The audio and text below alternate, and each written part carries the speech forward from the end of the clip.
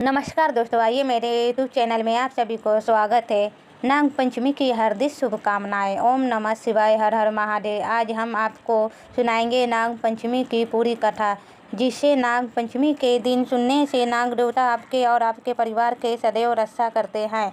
आपसे प्रार्थना है कि इस कथा को पूरा अवश्य सुने, क्योंकि अधूरी कथा सुनने से दोष लगता है।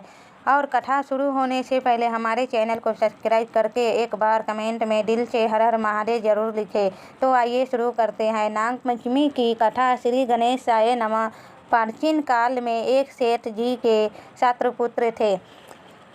उनके 7 पुत्र के विवाह हो चुके थे। उन सेठ के सबसे छोटे पुत्र की पत्नी जेठ चरित्र की बिंदुसी और सुशीला थी, परंतु उसका कोई भाई नहीं था। एक दिन घर की बड़ी बहू ने घर लिपने को पीला मिट्टी लाने के लिए सभी बहुओं को उनके साथ चलने को कहा, तो सभी बहुओं धरतिया और खुरपियाँ लेकर मिट्टी खोदने लगी। तभी वहाँ एक सर्प निकल आया, जिसे बड़ी बहू खुरपी से मारने लगी। यह देखकर छोटी बहू ने बड़ी बहू को रोकते हुए कहा, मत अंत को करो, इसका यह बेचारा निरपराध है। यह सुनकर बड़ी बहू ने उस सांप पर प्रहार करने बंद कर दिया और वह सांप एक और जाकर बैठ गया। तब छोटी बहू ने उस सांप से कहा, हम सब अभी लौट कर आते हैं, तुम यहाँ से जाना मत। यह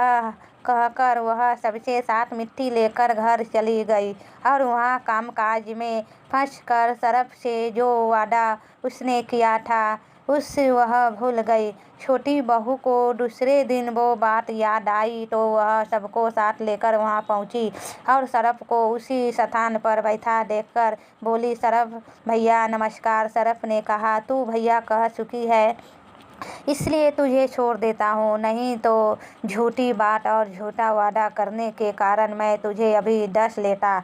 इस पर छोटी बहू बोली, भैया मुझसे भूल हो गई, मैं उसकी क्षमा मांगती हूँ। तब सर्प बोला, अच्छा आज से मेरी बहन हुई और मैं तेरा भाई हुआ, तुझे जो मांगना हो मांग ले। तब छोटी बहू बोली, भैया मेरा कोई नहीं है, मेरा अपना कोई भाई भी नहीं है। अच्छा हुआ जो तू मेरा भाई बन गया। कुछ दिन व्यतीत होने पर वह सर्प मनुष्य का रूप रखकर उस छोटी बहू के घर आया और बोला कि मेरी बहन को भेज दो। सबसे कहा कि इसका तो कोई भाई नहीं था, तो वह आदमी का रूप धरक कर आया हुआ सांप बोला, मैं दूर के रिश्ते में इसका भाई हूँ। बचपन में ही मैं बाहर पढ़ने चला गया था। उसके विश्वास दिलाने पर घर के लोगों ने छोटी बहू को उसके भेज दिया। उसने मारक में बताया, मैं वही सर्प हूँ, इसलिए तू डरना मत और जहाँ चलने में कठिनाई हो वहाँ मेरी पूंछ पकड़ लेना। छोटी बहू ने सांप के कहे अनुसार किया और इस प्रकार वो उस सांप के घर में पहुँच गई। वहाँ के असीम धन ऐश्वर्य को देखकर छोटी बहू तो चकित ही हो गई। एक दिन सर्प की माता ने छोटी बहू से कहा कि मैं एक काम से बाहर जा रही हूँ, तू अपने भाई को ठंडा दूध पिला देना।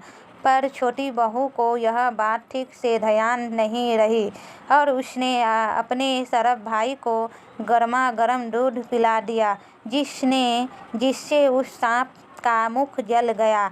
यह देखकर सर्प की माता छोटी बहू पर बहुत क्रोधित हुई, परंतु सर्प के समझाने पर वह शांत हो गई।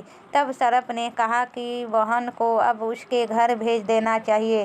तब सर्प और उसके पिता ने उसे बहुत सा सोना, चांदी, हीरे जवाहरात, वस्त्र, आभूषण आदि देकर उसके ससुराल पहुंचा दिया। इतना ढेर सारा धन देकर बड़ी बहू ने छोटी बहू से इसके कहा, भाई तो बड़ा धनवान है, तुझे तो उससे और भी अधिक धन लाना चाहिए। सर्प ने यह वचन सुना तो सब वस्तुओं सोने की लाकर अपनी छोटी बहन को दे दी। यह देखकर बड़ी बहू ने दोबारा छोटी बहू से कहा कि इन्हें झाड़ने की तो झाड़ू भी सोने की होनी चाहिए। तब सरफ ने झाड़ू भी सोने की लाकर अपनी बहन को दे दी। सरफ ने छोटी बहू को हीरा मणियों का एक अद्भुत हार दिया था। उसकी प्रशंसा उस देश की रानी ने भी सुनी थी और वह राजा से बोली, सेठ की छोटी बहू का हार तो हमारे यहाँ आना चाहिए। तब राजा ने मंत्री को हुक्म दिया कि उस सेठ की बहू से वो हार लेकर शीघ्र उपस्थित हो। मंत्री ने सेठ जी से जाकर कहा कि महारानी जी छोटी बहू के गले का हार पहनेंगी, वो उसके लाकर मुझे दे दो। और सेठ जी ने डर के कारण छोटी बहू से हार मांग कर दे दिया। छोटी बहू को यह बात बहुत बुरी लगी।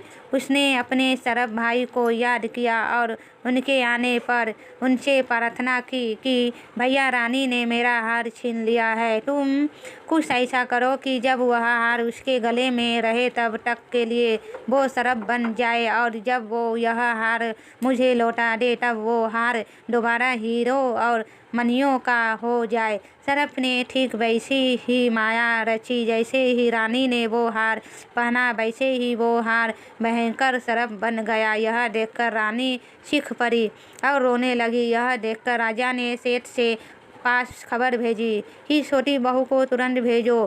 सेठ जी डर गए कि राजा ना जाने छोटी बहू के साथ क्या करेगा। वह स्वयं छोटी बहू को साथ लेकर राजा के दरबार में उपस्थित हुई। राजा ने छोटी बहू से पूछा, तूने क्या जादू किया है, मैं तुझे दंग दूंगा। छोटी बहू बोली, राजन दशरथ, क्षमा कीजिए, पर यह हार ही ऐसा है कि यह मेरे गले में हीरो और मणियों का रहता है और दूसरे के गले में सरफ बन जाता है। यह सुनकर राजा ने वह सरफ बना हार उसे देकर कहा कि अभी इसे मेरे सामने पहन कर दिखाओ। छोटी बहू ने जैसे ही उस हार को पहना तो वो हार वैसे ही हीरो मणियों का हो गया। यह देखकर राजा को छोटी बहू की बातों पर विश्वास हो गया और उसने प्रसन्न होकर उसे बहुत सी मुंडारें भी पुरस्कार के रूप में दी। छोटी बहू अपने हार और इन सभी पुरस्कारों के साथ घर वापस लौट आई। उसके धन को देखकर बड़ी बहू ने ईर्ष्या के कारण छोटी बहू के पति के कान भरने शुरू कर दिए। उसने छोटी बहू के पति को सिखाया कि छोटी बहू के पास ना जाने कहाँ से धन आया है। यह सुनकर छोटी बहू की पति ने अपनी पत्नी को बुलाकर कहा कि ठीक ठीक बता कि यह धन तुझे कौन देता है। तब छोटी बहू अपने सरफ भाई को याद करने लगी। तब उसी समय सरफ ने प्रकट होकर कहा, यदि मेरी धर्म बहन के आचरण पर संदेह प्रकट करेगा तो मैं तुझे इसी शरण खा लूँगा। यह सुनकर छोटी बहू का पति बहुत प्रसन्न हुआ और उसने सरफ देवताओं का बड़ा ही आदर सत्कार किया। उसी दिन से नाग पंचमी का यह त्यौहार मनाया जाता है और सभी क्षत्रिय सरफ को भाई ना मानकर उसकी पूजा करनी है। तो बोलिए नाग देवता की जय। अब तो नमस्कार दोस्तों, कैसी लगी मेरे कथाएं कमेंट करके ज़रूर बताइए। मेरे चैनल में न्यू आए तो सब्सक्राइब कीजिए, लाइक कीजिए, शेयर कीजिए। फिर नेक्स्ट वीडियो में आप सभी से मिलती हूँ। नमस्ते।